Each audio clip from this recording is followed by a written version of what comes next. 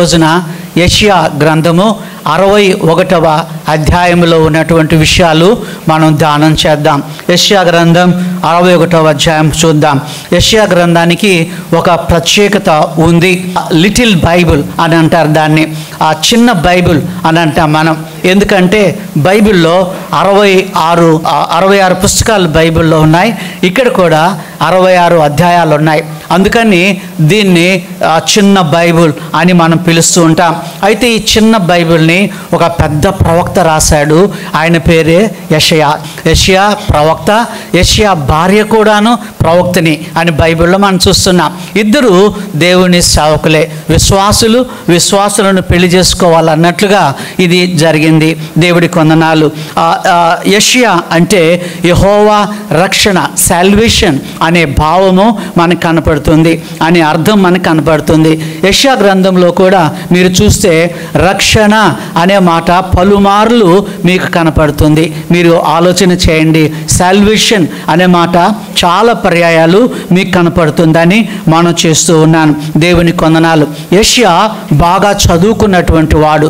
యెషయా చాలా విషయాలు ప్రవచించాడు. గొల్గోతా గురించి ఆయన చెప్పాడు, కల్వరి గురించి ఆయన చెప్పాడు, కన్య గర్భం గురించి ఆయన చెప్పాడు, ఎక్కడ ప్రభు జన్మిస్తాడో అవన్నీ కూడా యెషయా ప్రవచన రీతిగా దేవుడు ఆయనకు బయలుపరిచిన ప్రవచనాలన్నీ కూడా చెప్పారు. ఈయన బాగా చదువుకున్న వాళ్ళు. కొంతమంది ఏమంటారంటే యెషయా ఆయన రాజకుటుంబీకుడు కాబట్టి ఆయన బ్రతుకున్న కాలంలో 4 రాజుల కాలంలో ఆయన ప్రవచనాలను ఆయన చెప్పాడు. ఆ మొదటి రాజు ఉజ్జియా, ఆ ఉజ్జియా రాజు కాలంలో ఆయన ప్రవచనం చెప్పాడు. రెండవ రాజు యోతాము అనే ఆయన కాలంలో కూడా ఈయన ప్రొఫెసీ చెప్పాడు.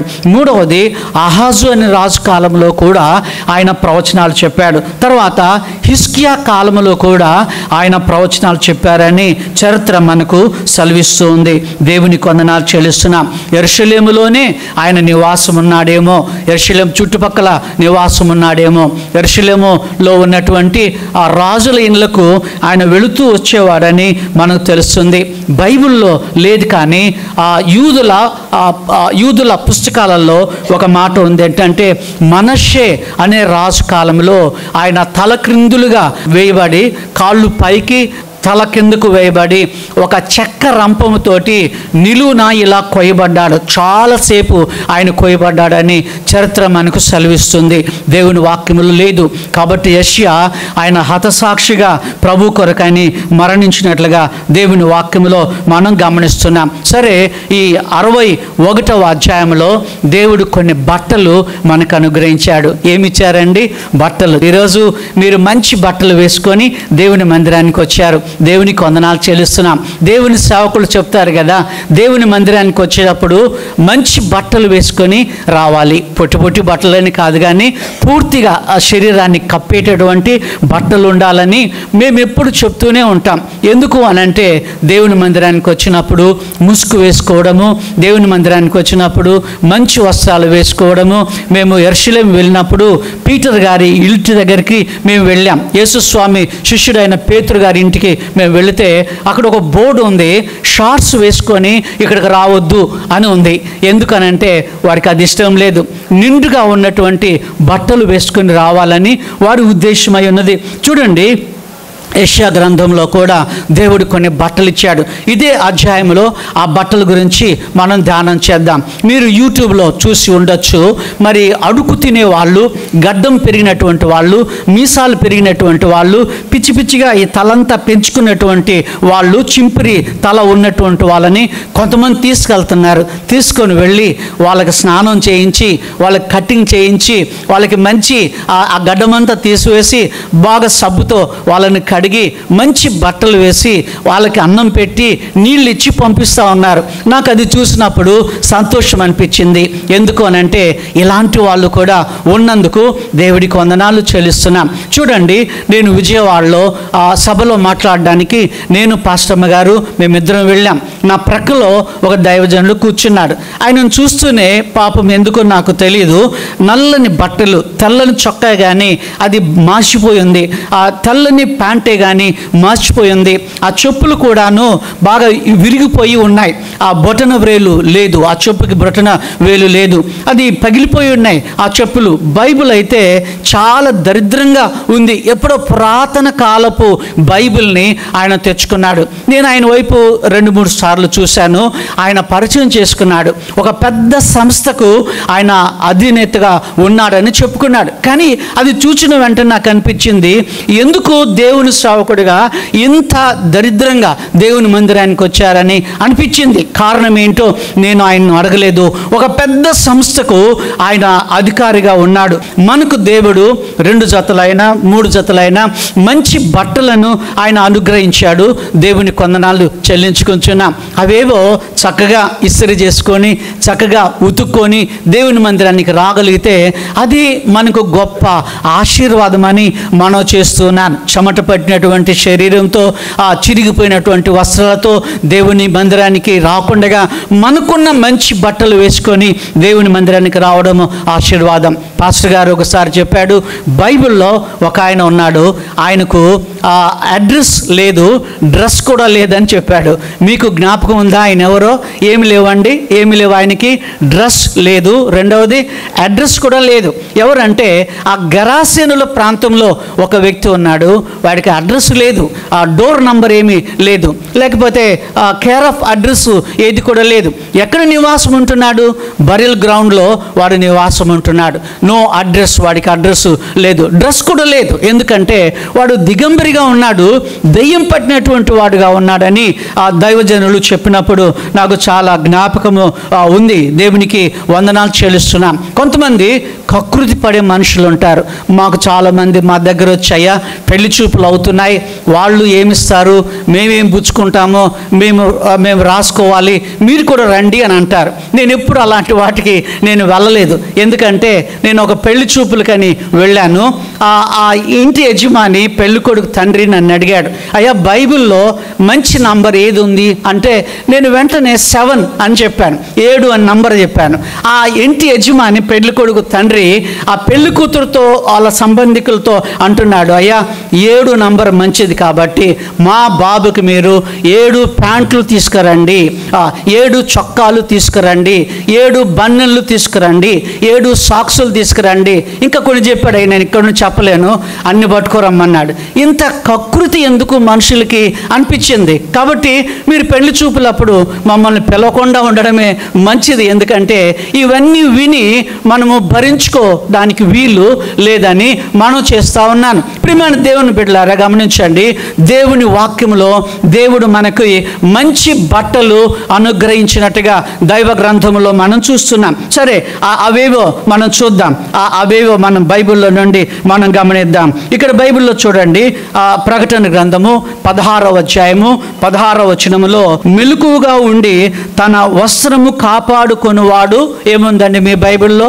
ధన్యుడు. వస్త్రములను కాపాడుకొనువాడు ధన్యుడు. హల్లెలూయా చెప్దామా? హల్లెలూయా గట్టి చెప్దామా?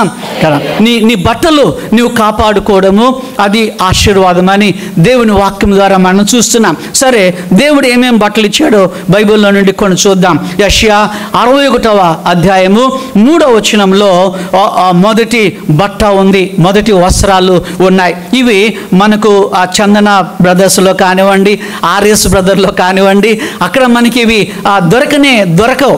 ఎక్కడ దొరుకుతాయంటే ఇవి దేవుని దగ్గర మాత్రమే దొరికే బట్టలుగా ఉన్నాయి. చదువుదామండి, 61:3 గట్టిగా చదువుదామా? సియోనులో దుఃఖించు వారికి ఉల్లాస వస్త్రములు ధరింపజేయుటకును. అక్కడ ఆపుదాం. ఆ ఉల్లాస వస్త్రం ఎవరికి?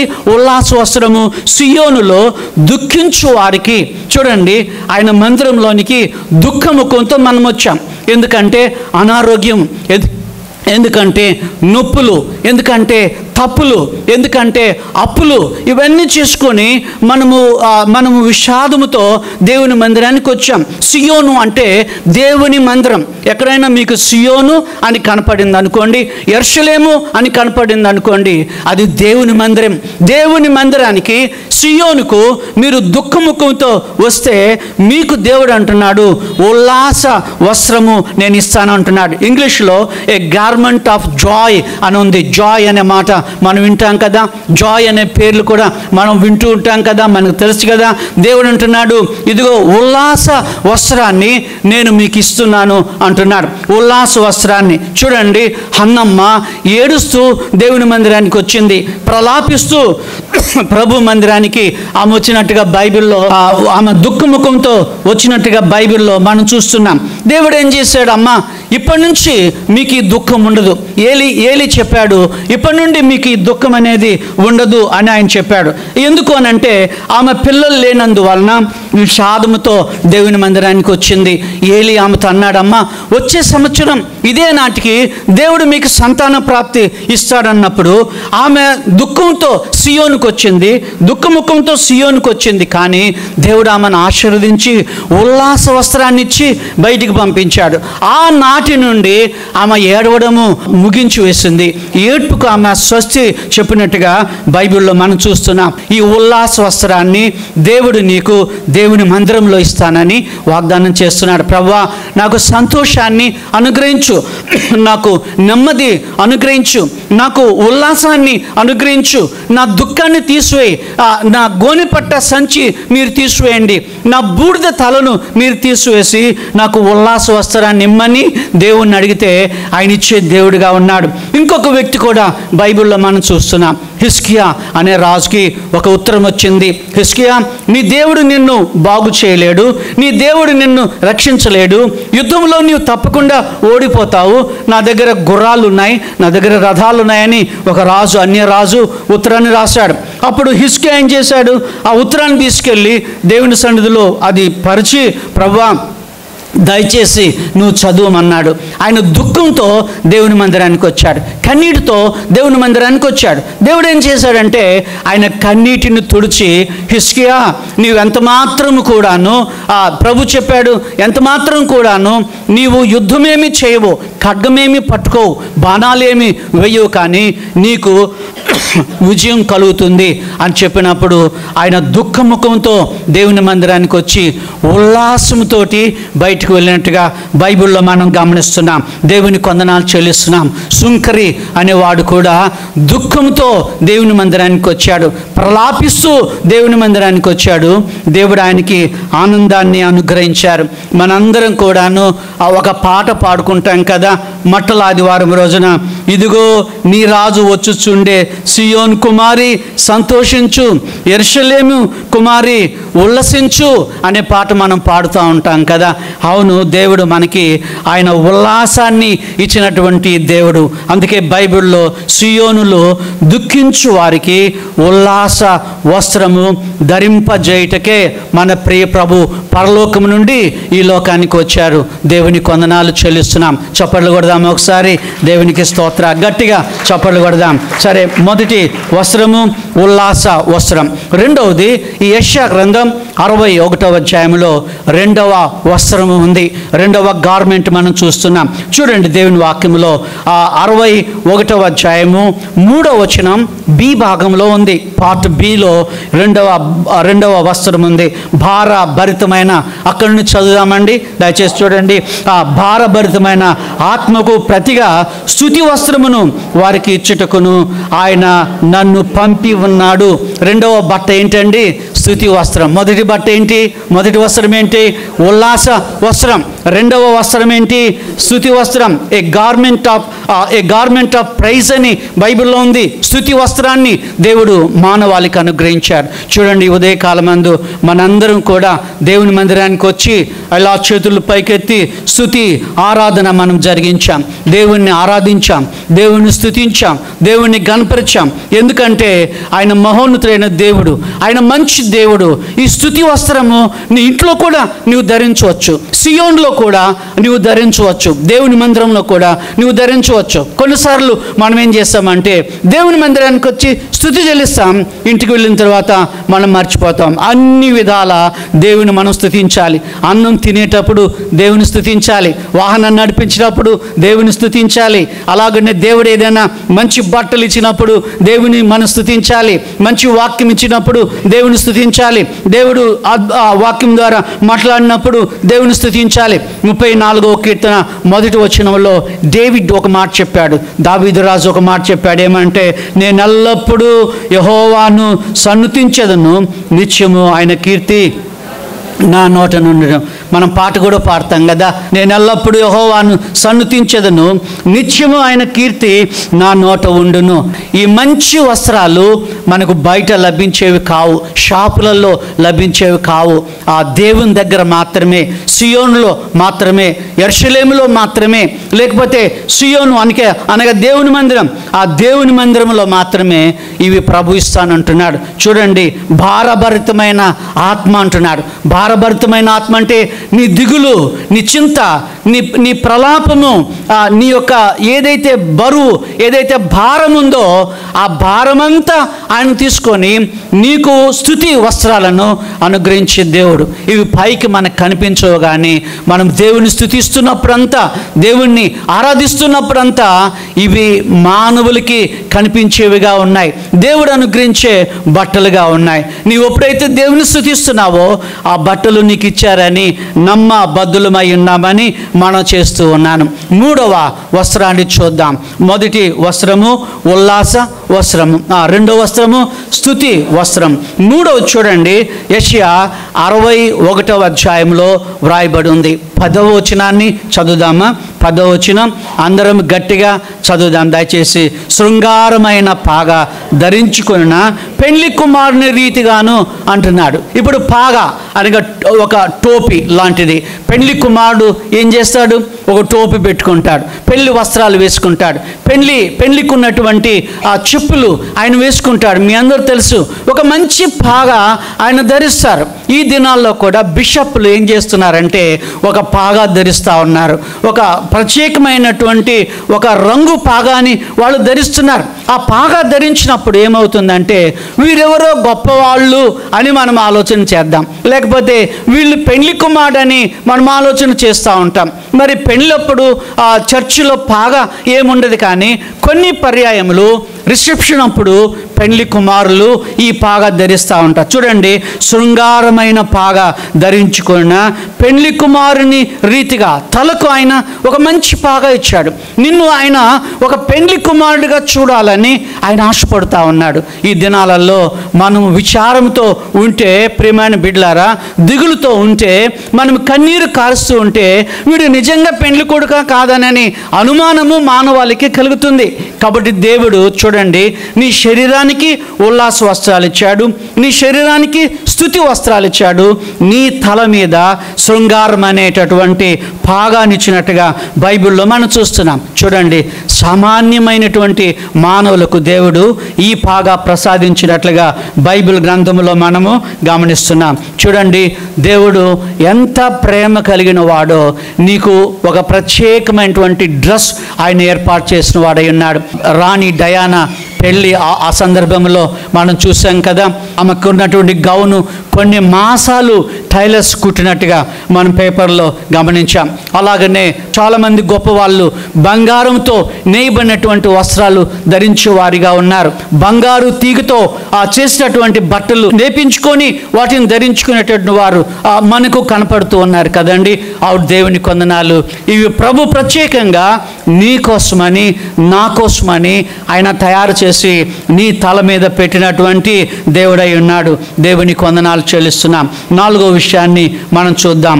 యెషయా గ్రంథము 61వ అధ్యాయము 10వ వచనం బి భాగంలో 4వ వస్త్రము ఉంది, 4వ బట్ట ఉంది. చూద్దామండి. 4వ బట్ట, ఆయన రక్షణ వస్త్రములను నాకు ధరింపజేసి ఉన్నాడు. మళ్ళీ చూద్దామా?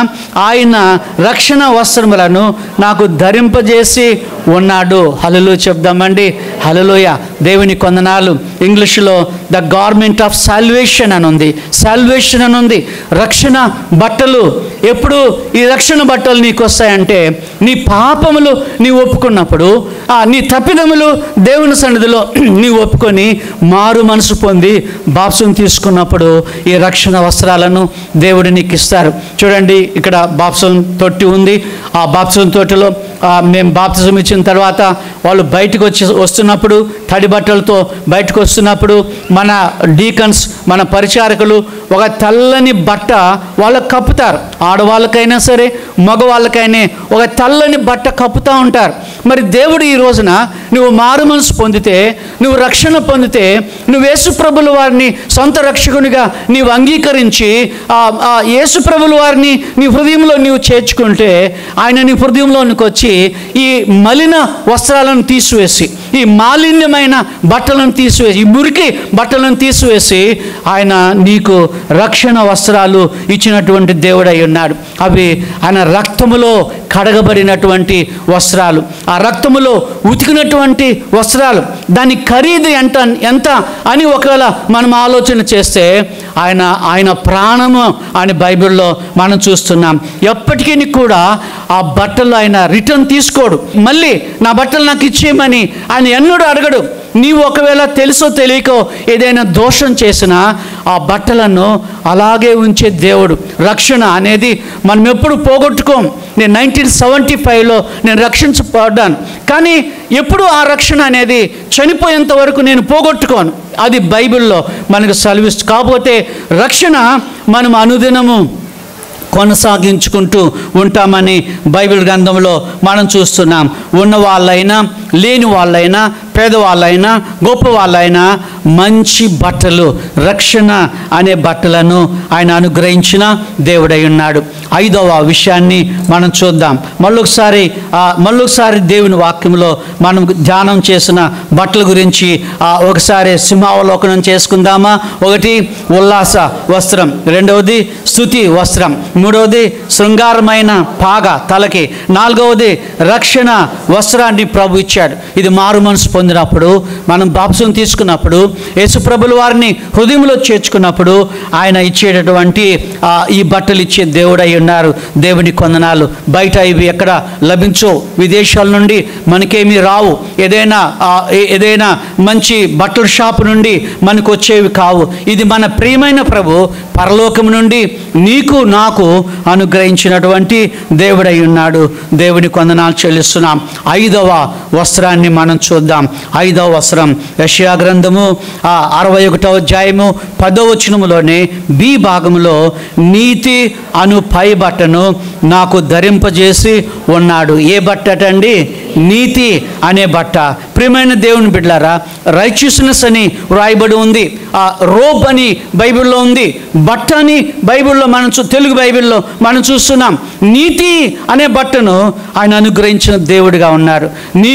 నీవు నీతిగా జీవించాలని ప్రభు కోరుకుంటున్నారు. చూడండి, హానోకు నీతిమంతుడు 1, 2వది అబ్రహాము నీతిమంతుడిగా ఉన్నాడని బైబిల్లో మనం చూస్తున్నాం. నోవాహు నీతిమంతుడిగా ఉన్నాడని కూడా దేవుని వాక్యంలో మనం గమనిస్తున్నాం. వీళ్ళంతా నీతిమంతులు ఎలాగయ్యారు? ప్రభునందు వారు విశ్వాసం ఉంచినందు వలన, యేసునందు వాళ్ళు విశ్వాసం ఉంచినందు వలన వారు నీతిమంతులయ్యారు. నీతిని వారు అనుభవించారు. ఎందుకంటే నీతి గల దేవుని యందు వారు విశ్వాసం ఉంచారు గనుక ఆ నీతి పరులని దేవుని వాక్యం చాలా స్పష్టంగా వ్రాయబడి ఉంది. నీతిమంతులు అంటే పాపము లేని వాళ్ళని కాదు, పాపము చేయని వాళ్ళని కాదు, పాపమును ఒప్పుకున్నవాడే నీతిమంతుడు. చూడండి, మీరు ఒకవేళ ఏదైనా ఒక ఉద్యోగంలో ఉండొచ్చు. నీతిమంతుడిగా ఉంటే నువ్వు లంచం పుచ్చుకోలేవు. నువ్వు నీతిమంతుడిగా ఉంటే వడ్డీ నువ్వు తీసుకోలేవు. నువ్వు నీతిమంతుడిగా ఉంటే నీకు కాని దాని కొరకని నువ్వెంత మాత్రం కూడా ఆలోచన చేయవు. మాకు ఒక ఆయన తెలుసు.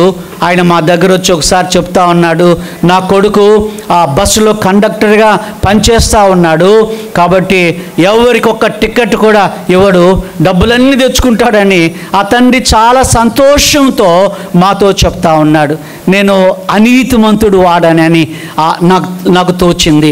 మరి ఎవరైనా ఇన్స్పెక్టర్ వచ్చి పట్టుకుంటే ఎట్లా నేను అంటే ఆయన అంటున్నాడు, నా కొడుకు ఆ డబ్బంతా ఇన్స్పెక్టర్కి ఇచ్చేస్తాడని మాట్లాడుతూ ఉన్నాడు. ఇది నీత అనీత అండి? చెప్పండి. నీత అనీత? చెప్పండి, మీరు చెప్పండి. ఏంటది?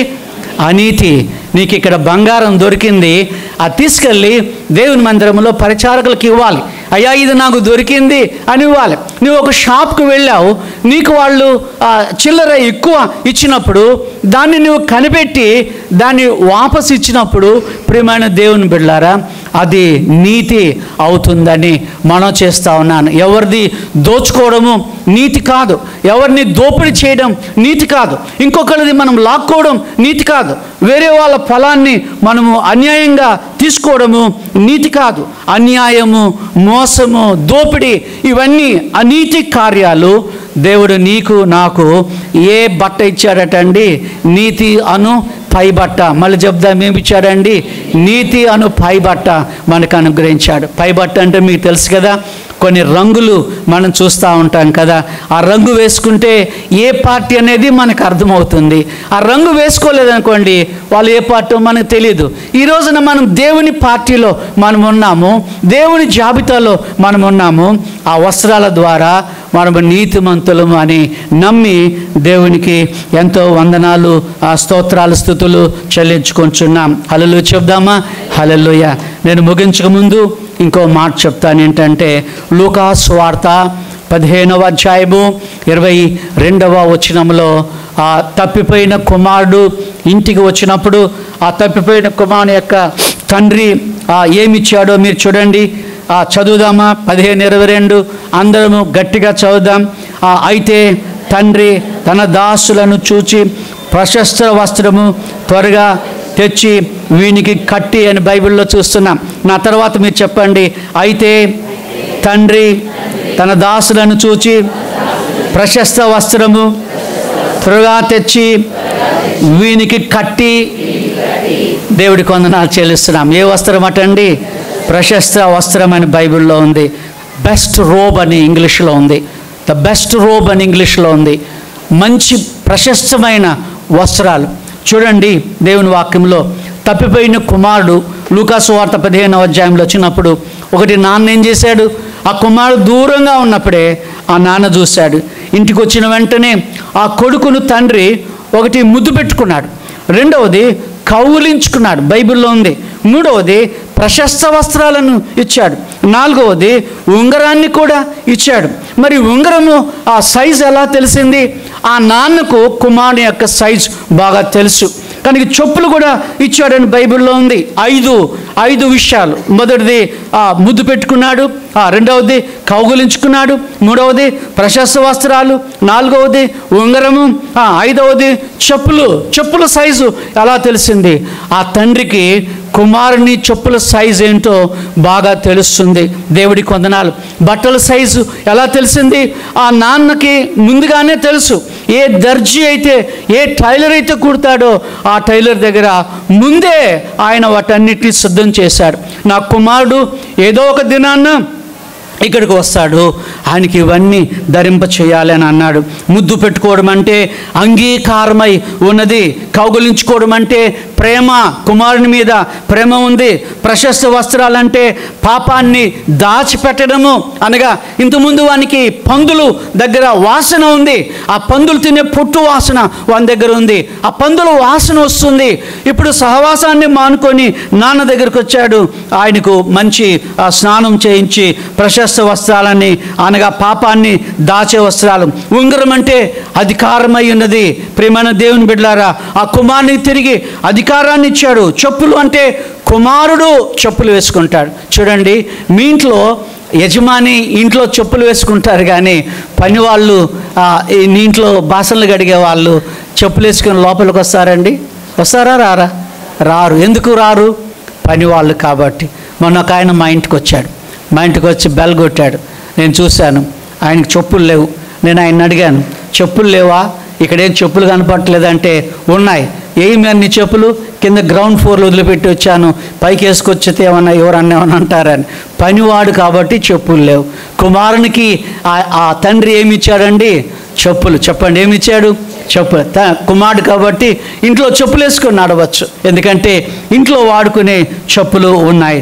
దేవుడికి వందనాలు చెల్లిస్తున్నాం. ప్రియమైన దేవుని బిడ్డలారా, ఈ ఉదయకాలమందు తప్పిపోయి వచ్చిన కుమారునికి ఆయన ప్రశస్త వస్త్రాలను, బెస్ట్ రోబ్ ఇచ్చినట్టుగా దేవుని వాక్యం మనకు సెలవిస్తూ ఉంది. హల్లెలూయా చెబుదామా? హల్లెలూయా. నీవు నేను కూడా ప్రభు దగ్గరకు వస్తే ఆయన నిన్ను నన్ను ప్రేమించి, ప్రేమైన బిడ్డలారా, ప్రశస్త వస్త్రాలను ధరింపచేసి, ఉంగరాన్ని పెట్టి కౌగులించుకొని ప్రశస్త వస్త్రాలు ధరింపజేసి, అలాగనే చెప్పులు ఇచ్చి ఆయన కుమారుడిగా నిన్ను నన్ను తీర్చిదిద్దే దేవుడై ఉన్నాడని మనం నేర్చుకుంటున్నాం. సరే, ఇవన్నీ కూడాను బైబిల్లో మనం చూసాం. 6 విధాలైనటువంటి వస్త్రాలను దేవుడు మనకిచ్చాడు. మళ్ళీ ఒకసారి నేను చెప్పాలంటే, ఒకటి ఉల్లాస వస్త్రము, రెండవది స్తుతి వస్త్రము, మూడవది శృంగారమైన పాగ, నాలుగవది రక్షణ అనే వస్త్రము, ఐదవది నీతి అనే పైబట్ట, ఆరవది ప్రశస్త వస్త్రాన్ని ఇచ్చారు. సరే, ఇవన్నీ నీవి. మరి యేసయ్యకి ఏంటి? యేసుప్రభుల వారికి ఏ బట్టలు ఎప్పుడైనా మీరు ఆలోచన చేశారా? నీకైతే మంచి మంచి బట్టలు, టెర్లిన్ బట్టలు, లేకపోతే కాటన్ బట్టలు, తెల్లని బట్టలు, ఆ బట్టలు బంగారంతో నేయబడినటువంటి బట్టలని, ఆ బట్టలని లక్షల రూపాయల బట్టలు వేసుకునే వాళ్ళు, కోట్లు వేసుకునే వాళ్ళు ఉన్నారు. సరే, నీకు ఈ మంచి బట్టలన్నీ ప్రభు అనుగ్రహించారు. దేవుడికి వందనాలు. ప్రభుకే వస్త్రాలు. ప్రకటన గ్రంథంలో మీరు చూడండి, 19వ అధ్యాయము, ప్రకటన గ్రంథము 19వ అధ్యాయము 13వ వచనాన్ని మీరు చూడండి. ఆయనకి ఎలాంటి బట్టలు ఉన్నాయో ఈ మాట చెప్పి నేను ముగిస్తాను. ఎలాంటి బట్టలు ఉన్నాయి? రక్తములో ముంచబడిన వస్త్రము ఆయన ధరించుకొని ఉన్నాడు. నాతో మళ్ళీ మీరు చెప్పండి, రిపీట్ చేయండి. రక్తములో ముంచబడిన వస్త్రము ఆయన ధరించుకొని ఉండెను.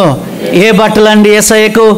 రక్తములో ముంచబడిన వస్త్రము. కల్వరిలో ఆయన నీ కొరకు నా కొరకు ప్రాణం పెట్టినప్పుడు ఉన్న ఒకే ఒక వస్త్రము, ఆ మొలకు చుట్టబడిన వస్త్రము, అదంతా కూడాను రక్తముతో తడిచిపోయింది. ఆయన శరీరము రక్తసిక్తమైంది. అందుకే ఆయన ఏమంటారు అంటే, రక్తహంస అనని మన ప్రియ ప్రభుని మనం పిలుచుకుంటూ ఉన్నాం. నీ కొరకు ఆయన వివస్త్ర అయ్యాడు. ఆయనకి ఇవ్వబడినటువంటి బట్టలు పరలోకములో ఆయన ఎర్రని బట్టలు, అంటే కమ్యూనిస్టోడని అని చెప్పొద్దండి దయచేసి. రక్తములో ముంచబడినటువంటి వస్త్రము ఆయనకి ఇవ్వబడిందని బైబిల్ గ్రంథములో మనం చూస్తున్నాం. నీ కొరకు నా కొరకు తెల్లని వస్త్రాలను ఆయన విస్మరించి, పట్టు వస్త్రాలను ఆయన విస్మరించి, ధవల వస్త్రాలను ఆయన విస్మరించి, ప్రియమైన దేవుని బిడ్డలారా, ఎర్రని బట్టలను ఆయన వేసుకున్నాడు. ఎందుకనంటే, నా బిడ్డల కోసమని నేను ప్రాణం పెట్టాను, నా ప్రియ కుమారుని కొరకని నేను ప్రాణం పెట్టాను. మీరు ఒకవేళ ఢిల్లీకి వెళితే, రాజీవ్ గాంధీ చనిపోయినప్పుడు ఆ ఎర్రని బట్టలు ఒక ఎగ్జిబిషన్లో ఉంచినారు. మీరు ఎప్పుడైనా ఢిల్లీకి వెళితే అవి తడిసిన, రక్తంలో తడిసినటువంటి ఆ బట్టలు ఈరోజు కూడా ఉన్నాయి. మేము కడప వెళ్ళాం. కడప వెళితే రాజశేఖర్ రెడ్డి గారి సమాధి దగ్గరికి మేము వెళ్ళాం. అక్కడ ఆయన వస్త్రాలు, రక్తంలో రక్తసిక్తమైనటువంటి ఆ బట్టలు ఈరోజు కూడా ఒక ఎగ్జిబిషన్లో పెట్టారు. ఆయన చెప్పులు, ఆయన బట్టలు, ఆయన కళ్ళద్దాలు, అలాగనే గాంధీ గురించి కూడా మనకు తెలుసు. అవన్నీ కూడా ఈ రోజున మనం చూడగలుగుతాం. నీ కొరకు నా కొరకు ప్రాణం పెట్టి శిలువలో చనిపోయినటువంటి యేసు ప్రభుల వారికి ఏ బట్టలు ఇవ్వబడ్డాయండి? రక్తములో ముంచబడిన ఆ బట్టలు, రక్తములో ముంచబడిన వస్త్రము ఆయన ధరించుకొని ఉన్నాడు. నీకు నాకు ఆయన ప్రత్యక్షమైనప్పుడు ఎర్రని బట్టలు వేసుకొని, ఆయన ఆ ఎర్రని బట్టలు చూసినప్పుడు, ప్రభువా నా కొరకు కదా నీవు రక్తం కార్చావు. నీ తల నుండి రక్తము, నీ చేతుల్లో నుండి రక్తము, నీ కాళ్ళలో నుండి రక్తము, నీ ప్రక్కల్లో నుండి రక్తము, రక్తము, రక్తము, రక్తము. ప్రియమైన బిడ్డలారా, ఆది కాండం మొదలుకొని ఆఖరి వరకు, ఇదిగో ఈ 19వ అధ్యాయం వరకు ఎక్కడ చూసినా మనకు ఏం కనపడుతుందండి? రక్తము. చెప్దాం, ఏం కనపడుతుంది? రక్తము. దేవుడికి వందనాలు చెల్లిస్తున్నాం. ప్రియమైన దేవుని బిడ్డలారా, వాక్యంలో మనం చూస్తూ ఉన్నాం. రోమా పత్రిక 13వ అధ్యాయము ప్రభు అంటున్నాడు, ఈ ఉల్లాస వస్త్రము కంటే, ఈ స్తుతి వస్త్రము కంటే, శృంగారమైన పాగా కంటే, రక్షణ వస్త్రము కంటే, నీతి అను పైబట్ట కంటే, ప్రశస్త వస్త్రము కంటే ఒకటి మీరు ధరించుకోండి అని చెప్తున్నాడు. ఏంటి అని అంటే చూడండి, రోమాపత్రిక 13వ అధ్యాయము 14వ వచనంలో 13-14 మెట్టుకు ప్రభు అయిన యేసు క్రీస్తును ధరించుకున్న వారై. ఎవరిని ధరించుకోవాలంటండి? యేసు ప్రభులో. చెప్పండి, ఎవరిని ధరించుకోవాలి? యేసు. చప్పట్లు కొట్టి దేవుడికి వందనాలు గట్టిగా చప్పట్లు కొడదాం. మెట్టుకు యేసును ధరించుకోండి. నీతి వస్త్రం మంచిదే, ఉల్లాస వస్త్రము మంచిదే, రక్షణ వస్త్రము మంచిదే, నీతి వస్త్రము, ప్రశస్త వస్త్రాలు ఇవన్నీ కూడా మంచివే. కానీ ఆయన అంటున్నాడు మీరు యేసును ధరించుకోండి. మెట్టుకు ఆయన అంటున్నాడు, మెట్టుకు ప్రభు అయిన యేసుక్రీస్తును ధరించుకొనిన వారై అని బైబిల్లో మనం చూస్తున్నాం. యేసును ధరించుకుని వారై, ప్రభువును ధరించుకోవాలి. మనం నీటిలో బాప్సం పొంది బయటకు వచ్చినప్పుడు ఆయనను ధరించుకొని బయటకు వస్తున్నాం. ఈ ఉదయకాలమందు మంచి బట్టలను మానవాళికి ప్రసాదించిన ప్రభుల వారికి కృతజ్ఞతాస్తుతులు, వందనాలు చెల్లించుకుంటున్నాం. దేవుని మందిరానికి వచ్చినప్పుడు ఉల్లాస వస్త్రాలతో వద్దాం, రక్షణ వస్త్రాలతో వద్దాం, నీతి వస్త్రాలతో వద్దాం, ప్రశస్త వస్త్రాలతో వద్దాం. అలాగనే ప్రియ ప్రభువును ధరించుకొని ఆయన మందిరంలోనికి మనం ప్రవేశిద్దాం. తలలు వంచండి, ప్రార్థన చేసుకుందాం. తలలు వంచండి, ప్రార్థన చేసుకుందాం. దయచేసి ప్రార్థన చేసుకుందాం. తలలు ఉంచండి. ప్రియ ప్రభు, నిన్ను నన్ను ప్రేమించి మంచి బట్టలను అనుగ్రహించిన దేవుడై ఉన్నారు. దేవుడి వందనాలు చెల్లిస్తున్నాం. ప్రేమ కలిగిన మా పరలోకపు తండ్రి, యెషయా గ్రంథము 61వ అధ్యాయములో యెషయా ప్రవక్త ద్వారా మానవాళికి మీరు ఇచ్చిన బట్టల గురించి మేము ఆలోచన చేశాం. పరలోకం నుండి ఇక్కడ వచ్చిన ఉద్దేశం ఏంటో మాకు మీరు చూపించారు ప్రభువా, మీకు వందనాలు. మా మలిన వస్త్రాలను తీసివేసి, మా పాడైపోయిన బట్టలను మీరు తీసివేసి, చిరిగిపోయినటువంటి బట్టలను మీరు తీసివేసి, ప్రశస్త వస్త్రాలను, ఉల్లాస వస్త్రాలను, రక్షణ వస్త్రాలను, నీతి అను పైబట్టను అనుగ్రహించిన దేవుడు అయి ఉన్నావు. మీకు వందనాలు చెల్లించుకుంటున్నాం. ఉదయకాల ఆరాధనలో నీవు మాతో మాట్లాడిన విధానం కొరకని స్తోత్రాలు, స్తుతులు, వందనాలు చెల్లించుకొంచు. చేరి వచ్చిన బిడ్డలందరూ కూడాను నీ నుండి ఈ శ్రేష్టమైన బట్టలను వారు పొందుకోవడానికి కృప దయచేయండి ప్రభువా. మాకైతే మంచి మంచి బట్టలు మీరు ఇచ్చారు, కానీ మీరైతే రక్తములో ముంచబడిన, రక్తములో ఉతకబడినటువంటి ఆ బట్టలు వేసుకున్న దేవుడిగా ఉన్నావు. మీకు వందనాలు చెల్లిస్తూ యేసు నామం బట్టి అడుగుచున్నాం తండ్రి, ఆమెన్.